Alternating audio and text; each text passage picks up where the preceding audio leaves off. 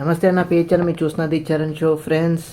So ఒక 2 days నుంచి మనం బెట్టింగ్ యాప్స్ గురించి ఏదైతే సిరీస్ ఆఫ్ వీడియోస్ అనుకోండి, లేదంటే లైన్ ఆఫ్ వీడియోస్ అనుకోండి, ఒక 20 days అయితే చేద్దాం అనుకున్నాం కదా, ఒక 20 వీడియోస్ అయితే. సో దాని గురించి ఇప్పుడు వీడియోస్ చేస్తున్నాం కాబట్టి సో దాని ప్రకారమే ఈరోజు కూడా ఒక వీడియో అయితే చేశాను. దాంతోపాటు ఒక కేసు అయితే తీసుకున్నాను అనమాట ఈ రోజున.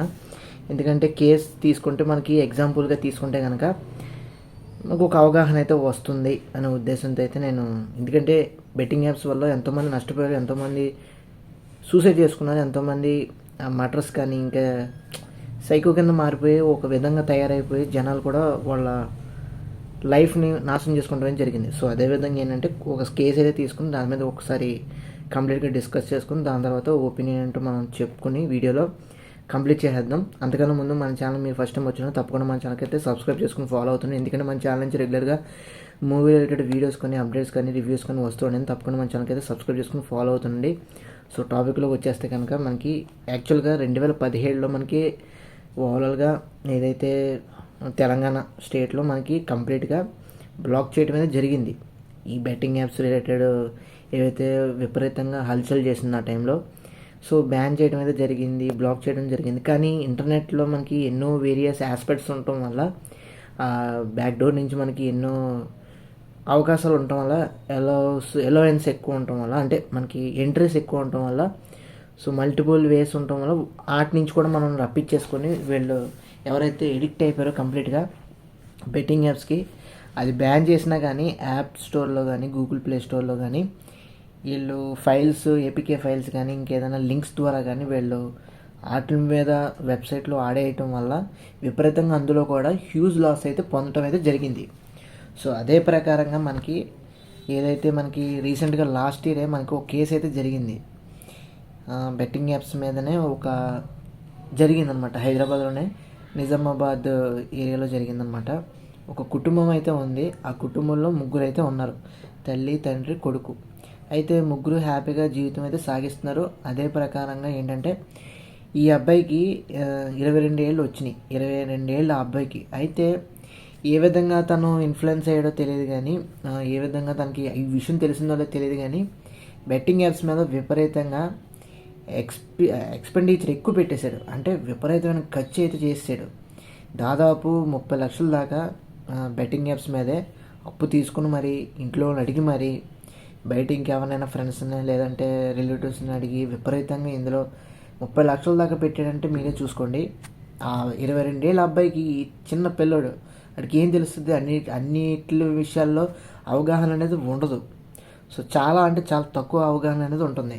అలాంటి వ్యక్తి బెట్టింగ్ యాప్స్ మీద నాకు into 2 times, into 3 times, into 5 times, into 10 times వస్తుందని ఒక ఇదితో ఒక ట్రాన్స్లో ఉండటం వల్ల ఏమైందంటే విపరీతంగా అప్పు తీసుకొని దాని మీద ఇన్వెస్ట్ చేయడంతో అందులో హ్యూజ్ లాస్ అయితే పొందాడు ఆన్లైన్ బెట్టింగ్స్ ద్వారా.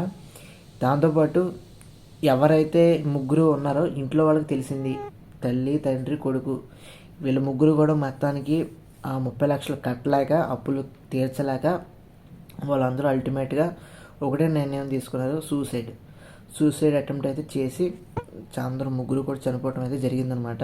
అదేవిధంగా ఇప్పుడు చిన్నపిల్లలు యంగ్స్టర్స్లోని ఈ విపరీతమైన ఇన్ఫ్లుయెన్స్ అవుతున్నారు అనేది ఒక పక్కన పెడితే, పెద్దవాళ్ళు కూడా పెద్దవాళ్ళు కూడా దీనికి ఇన్ఫ్లుయెన్స్ అవుతున్నారు. ఆన్లైన్ బెట్టింగ్ యాప్స్ మీద ఇన్ఫ్లుయెన్స్ అవటం వల్ల గవర్నమెంట్ మెడికల్ కాలేజ్లో ప్రొఫెసర్ కూడా 62 ఏళ్ళ వయసు ఉంది ఆయనకి. ఆయన కూడా వీటికి ఇన్ఫ్లుయెన్స్ అయ్యి ఆయన కూడా హ్యూజ్ లాస్ అయితే పొందారు ఆన్లైన్ బెట్టింగ్స్ ద్వారా.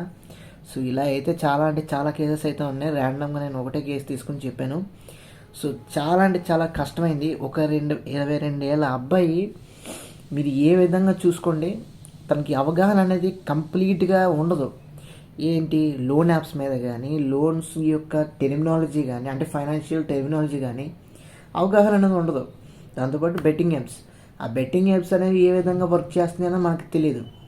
దాని మీద విపరీతంగా మనీ ఏదైతే ఖర్చు పెట్టేశాడు విపరీతంగా ఎక్స్పెండిచర్ చేసాడు.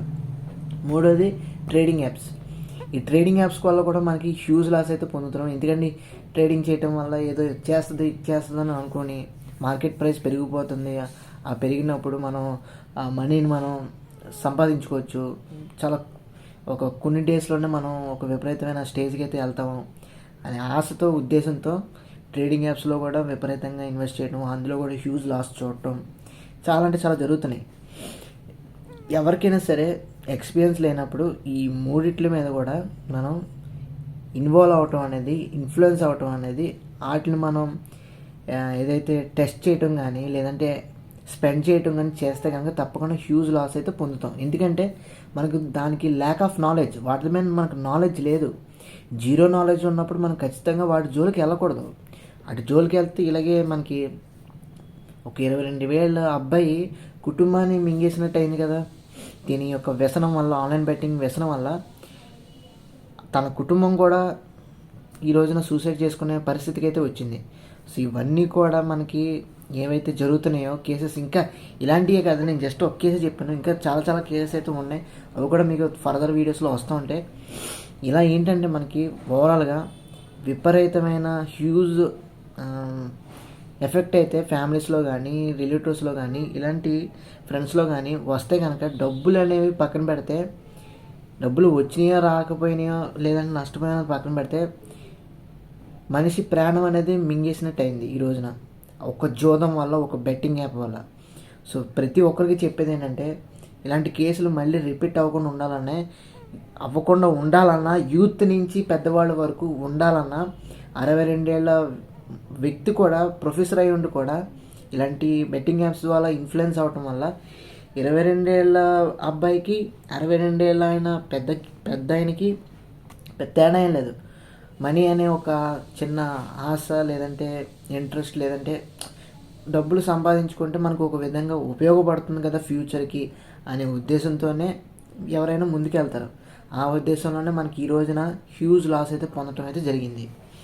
సో ప్రతి ఒక్కరికి నేను చెప్పేది ఒకటే అండి ఫ్రెండ్స్, ఎందుకంటే ప్రతి ఒక్కళ్ళు ఎవరైనా సరే, క్రియేటర్స్ ఎవరైనా సరే, ఆడియన్స్ ఎవరైనా సరే, వీడియోస్ చూస్తున్నా కానీ చేస్తున్నా కానీ మనం భావితరాల గురించి ఆలోచించి వీడియోస్ చేస్తే కనుక తప్పకుండా హ్యూజ్ రెస్పాన్స్ అనేది ఇప్పటి నుంచే వస్తుంది. వాటికి టెర్మినేషన్ అనేది వస్తుంది, అంతం అనేది ఉంటుంది. ఆ బెట్టింగ్ యాప్స్, ట్రేడింగ్ యాప్స్ లేదంటే లోన్ యాప్స్ పట్ల మనకి ఆ డబ్బు అనే ఆశ అంతరించిపోతే కనుక ఫ్యూచర్ వాళ్ళకి, వచ్చే జనరేషన్స్ వాళ్ళకి, వచ్చే తరం వాళ్ళకి ఒక గొప్ప అవకాశం అయితే మనం అందించడం అయితే అవకాశం ఉంటుంది. నాకు బేసికల్గా గేమ్స్ ఆడటం కానీ ఈ ట్రేడింగ్ యాప్స్ మీద ఫైనాన్షియల్గా నాకు పెద్దగా నాలెడ్జ్ లేదు. అందుకే నేను ఎప్పుడూ కూడా వాటి జోలికి వెళ్ళలేదు, నేను పెద్దగా వాటిని పట్టించుకోలేదు. నాకు పెద్ద డబ్బు మీద కూడా ఆశ లేదు. సో అలా ఏంటంటే ప్రతి ఒక్కళ్ళు నాలాగే ఆలోచిస్తే కనుక యూత్ ఎవరైతే మీరు చూస్తున్నారో, చిన్నవాళ్ళ నుంచి పెద్దవాళ్ళకి ఎవరైతే ఉన్నారో చూస్తున్నారో, సో తప్పకుండా మీరు డబ్బులు మనకి జాబ్ చేసినా కానీ బిజినెస్ చేసినా కానీ సులువుగా పుంజుకున్న తర్వాత ఖచ్చితంగా మీరు మీ జీవితంలో అయితే సక్సెస్ అవడంలో ఎటువంటి డౌట్ లేదండి. ఏదైతే ఇప్పుడు ఒక అబ్బాయి చేసిన తప్పకి మొత్తం కుటుంబం కూడా స్పాయిల్ అయినట్టు, మనం ఎదగాలనే ఒక కుతూహలంతో, ఆతృతతో, ఆశతో మన కుటుంబాన్ని మనం నాశనం చేయడం అయితే చాలా అంటే చాలా తప్పు. సో అదండి ఓవరాల్గా వీడియో.